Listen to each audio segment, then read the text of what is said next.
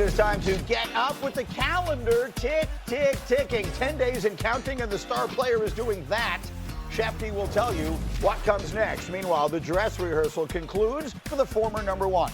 What to expect when he plays the biggest game of his life 2 weeks from tonight. And then it is the stunning storyline of the season. We'll tell you what you should and shouldn't believe about Sanders' sabotage. All that and more as we get up with you. Starting right now, let's go. Oh, it feels a lot like football, people. And look at the all-star roster we have assembled today.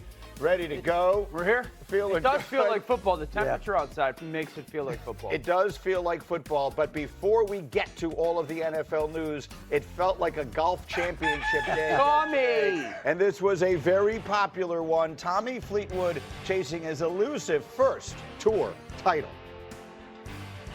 Its significance, how agonizingly close he has been on multiple occasions, including twice in the last 2 months. He entered the Tour Championship with 30 top 5 finishes, most by any player without a win over the last 100 years. In a related story, Patrick Cantley still hasn't finished his final round from the Page and the Ryder Cup about a month away. So that's coming up the end of September. The beginning of September, the football season will begin. The countdown to kickoff has reached 10 days, and here's what we do know. Next Thursday night, the Dallas Cowboys will play the Eagles in Philadelphia. That's all we know for certain. Micah Parsons' status remains a complete mystery. He was not in uniform for their final preseason game the other night. Received a lot of attention for this moment here that you see, sort of lying down on the training table while the team's offense was driving down the field. He was the only player not wearing a jersey during the game, so this thing just continues to take turns left and right. How good is he? He's about as good as you can be. Since entering the league in 21, he has 52.5 sacks, more than the combined total of the next 3 closest Cowboys, 2 of which are no longer Cowboys. By the way, that's the 5th most in league history, or excuse me, 5th most in the league since 2021, trailing only Myles Garrett, T.J. Watt, Trey Hendrickson, and Nick Bosa. So let's start with Adam Schefter, as always. Schefter, I mean, it's 10 days now. Where, if anywhere, are we? Well, that's the whole question. We are getting close to the start of the regular season opener. He has not practiced this summer due to a back injury, back tightness. Now, the Cowboys took an MRI on it, said it came back clean. I think Micah Parsons would tell you that his back is tight, doesn't feel right. So he has not practiced. So in a best-case scenario, RC can't keep a straight face as I bring up back tightness. Yeah, because you can't disprove back tightness. You can't tell me my back ain't tight. The MRI said it's not tight. Yeah. Well, there you go. And that's going to be the issue. Yeah. He hasn't practiced. He's got a tight back. The Cowboys' regular season opener is a week from Thursday night in Philadelphia. And the fact of the matter is, if he's out there at all, he'll be limited because he hasn't gone through practice at all. That's the short-term picture. There's obviously a lot to this. We'll get to all of it, but we're talking about the game Thursday night. Practice, no practice. So we'll see if he can make it out there next week. And I would say right now that is very much in question. So in case you missed all of the stuff from last week, Jerry Jones did an enormous media tour. They're promoting this very entertaining documentary, by the way, that is currently out there, completely separate from this story. It's outstanding, but that's neither here nor there. Jerry Jones, by now, you've seen everything, including the agent told me to stick it, you know where, and all the rest of that stuff that has been out there. Then Micah sort of responds, if you will, with this silent protest, whatever you want to call it. As a former general manager, big deal or not a big deal? Yeah, I don't like how he handled things the other night, laying on the training table. Let's give him a ton of credit, Greeny. Under the rules, he doesn't have to be in training camp. His fines can be waived because he's coming off of a rookie deal. So I give him a lot of credit for being around the team. By all accounts, he's a great teammate. But if 31 other teams are interested in you, you want to give off the impression that, hey, this is important to me. I'm supporting my teammates, and I'm doing everything I can to help them. And if I'm Brian Schottenheimer, who I know well, this is awful because wins and losses are a trailing indicator of the culture you're building. Knowing Brian, I'm sure he spoke to Micah one-on-one in terms of like, hey, this is not what we're trying to build here. If you want to be here, be here. If you don't, I'll respect that as well. So I think Jerry Jones has handled things awful, And I think Micah Parsons has really taken the high road. I just don't think that's a good look. He doesn't want to be there, Mike. He's made that very clear. Micah wants to move on. So go ahead, RC. Yeah.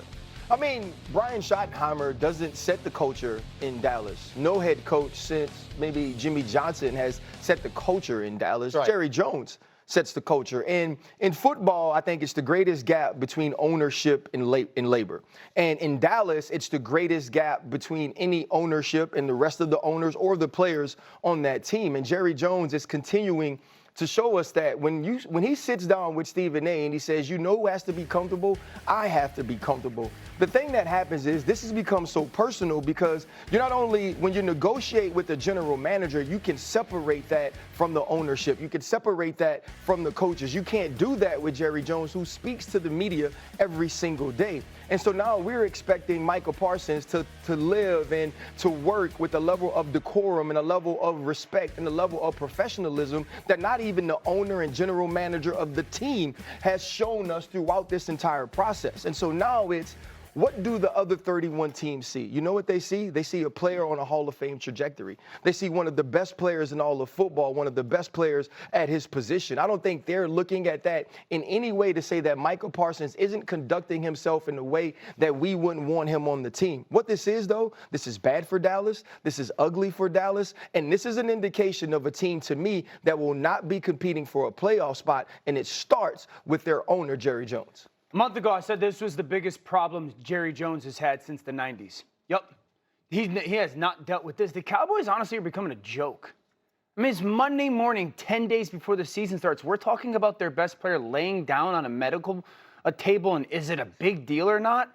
And when I first started in this business, it was like we were talking about the Cowboys and the best offensive line in the history of football and Zeke Elliott running for 50. Now we're talking about Micah Parsons laying down on a table Yes. 10 days before playing on the road against their division rival. If it's as bad as we hear it is publicly, why haven't the Ravens or the Bills made the call? Well, I could tell you that there are teams that are all watching and observing, and they would love to trade for Micah Parsons. I don't think that any team out there believes that it's real and serious that Dallas will look to deal him. So are there 31 other interested teams in Micah Parsons?